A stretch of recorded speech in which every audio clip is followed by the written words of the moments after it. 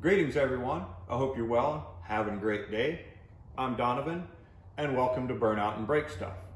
In this week's BBS video, we're going to repair the rear suspension of our Dart Sport with a set of Mopar Performance leaf springs and Competition Engineering 3-way adjustable shocks. For $320 and a day's worth of fun, you can watch this monkey dance and fix that sagging wagon from dragging. So, let's get into it. Hot dog flavored water needs new leaf springs. Its wagon is dragging. And you might look at that and say, doesn't look like that wagon is dragging and sagging to me. Well, it isn't right now. I'm using the dampers, the rear shock absorbers, to hold the car up. Now think about that for a second. You'd be like, how do you hold a car up with its shock absorbers, its dampers? You put weight on them, they collapse. Well, you'd be absolutely right. But in this case, let me show you how I held this car up with its dampers.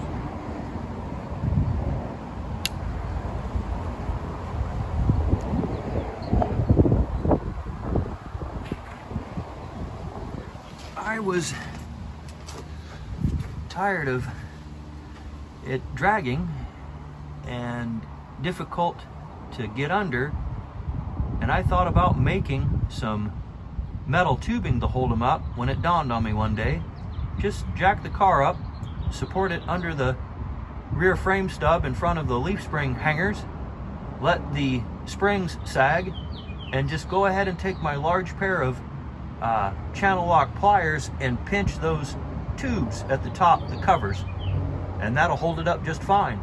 So right now I have 29 and 11/16 inches of height from the bottom of the wheelhouse opening to the ground.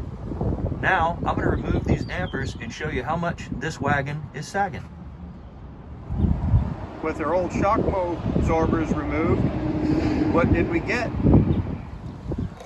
Well, on this side we went from 29 and 11/16 inches down to 27 and an eighth. Really doesn't look all that bad the way it's sitting. Not such a big deal right now. However, there's no fuel tank, there's no weight in the back of the car. I could add my 175 pounds to it and show you how much it squats. And it's not going to stand up very well to 360 and a 727.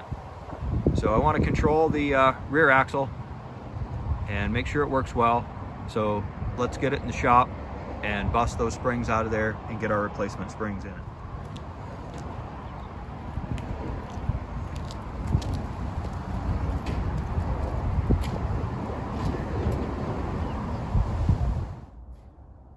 With our Dart Sport back in the shop and up on the lift, or jack stands, let's get these rear wheels knocked off to gain access to our leaf spring perches and U-bolts so we can get that stuff removed.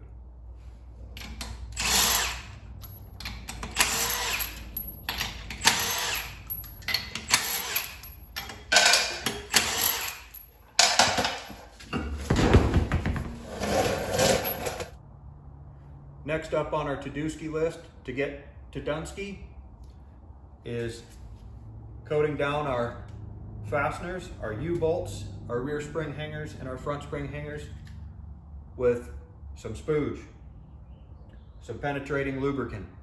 We're going to hose those down, and then instead of using a Sawzall or a torch and the like to go after our U-bolts, I'm going to use a 1/2" 20 die, and I'm going to chase those 50-year-old U-bolts, all their rust and road debris and grime and whatnot with that, and running that die up on there, I can just use a 1-inch socket, drops right in there, and away we go. With our U-bolt and lower shock plate removed, we're going to jack the third member up and support the driver's side axle tube with the jack stand. I'm only going to replace one spring at a time. That will make it easier for me to drop the spring out, get it out of the way, get the other spring back up under there. So let's get busy.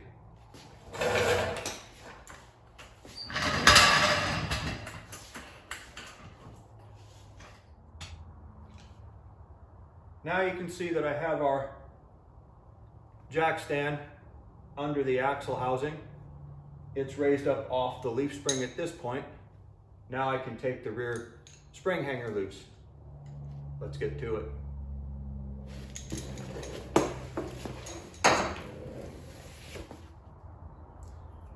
With the fasteners removed from our rear spring hanger, we can see we've got our spring safely setting on the floor now. It's pretty simple to remove. Next, we're gonna get the 4 fasteners out of the front spring hanger and get this thing get it out of the car. With our 4 fasteners on the front spring hanger out of the way, we should safely be able to lift this 40-pound monstrosity out of the way. Or not. There we go. Next item up for bid is getting our rear and front spring hangers knocked off this spring. Then we'll clean up the old bushings from our spring hangers in the rear and install Mancini Racing MRE 986 polyurethane bushings back in here. The leaf springs that we chose to go with, they already have a new front spring eye bushing in them, so we're all set. Let's get busy. We've selected Mopar Performance's Super Stock leaf springs, part number P3690, 454 and 455. During the 60s and 70s, as I understand it, even part numbers ending in even numbers are for the right side of the car, the passenger side, and part numbers ending in an odd number, in this case 5, go on the driver's side of the car, the left side. And these springs are definitely biased. There's a left spring and a right spring, hence the part numbers being different. And we can see there's a massive arch in the passenger side spring, the driver's side spring doesn't have. The passenger side spring is also a ½ inch thicker at 2 inches instead of 1.5 inches. And there's reasons for that, and I can get into that as I understand most of Chrysler's leaf spring science. Not going to do it at this point in time unless I get comments below saying, hey, dummy, would you explain that to us? I'll do that. So we're going to set this one aside. And we're going to get our rear spring hanger bushings installed with some polyurethane, and we're going to use some polyurethane lubricant on them. Make sure that they move freely. So that's what we're up to. Let's get busy. Let's get this done. With our new bushings installed, in the rear hanger reinstalled, our front hangers reinstalled, we're all set to get it back under the car, and let's do that. With my front spring hanger fastened back into location, I'm going to use my floor jack under the spring to hold it up so I don't strain my back while trying to struggle to get those last 2 fasteners in the rear spring hanger perch. So let's get that done.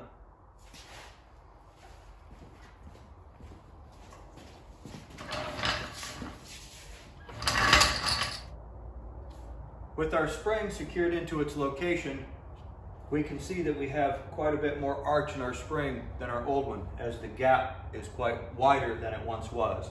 So what we'll do is jack the axle housing up, pull the jack stand out, set the housing back down on the spring, get our U-bolts, lower spring hanger reinstalled. We have completed our driver's side spring installation. Make sure that we torque everything back down to factory torque specs, and that will complete the driver's side, and the passenger side's nothing more than rinse and repeat. With rinse and repeat complete on the passenger side, spring installation is done there, and our competition engineering 3-way adjustable shocks left over from another project are installed, and they're plenty long as to not stop the suspension travel at its farthest point. So this is where we are. It's looking good. Our next video will cover a differential fluid change, a new brake hose for the rear, new wheel cylinders, and a brake job for the rear. With our new springs installed, our dampers are no longer holding the wagon up. Our wagon's no longer dragging. We have plenty of clearance for larger tires. So let's get our Craigers and toss our Craigers back on there and see what it looks like. Now with our Craigers on here, that looks quite a bit better. We get some more weight in the back, you know, fuel tank in there, some back seat back in the car, get some weight back in it and get some road miles on it. It'll probably settle down to about the appropriate ride height, which will be excellent. Now, just for chagrins and goofing off, let's put a set of all-terrains with wagon wheels on it and think about a dual sport dart sport, something for some off-road gravel action. All right. Well, wagon wheels and some 29¼ inch tall all-terrain tires, dual sport dart sport. Probably have to do just a hair bit of trimming on the quarter panel back there to make it work, but probably have to open up the front fender wheel opening as well, but the wheel does make full turn. I'm just clowning around with it because, you know, it was headed for the crusher, so just having some fun here. Anyway, that's all the fun I can stand for one day, I guess. Thank you very much for watching. I wish everyone a wonderful day. Thank you.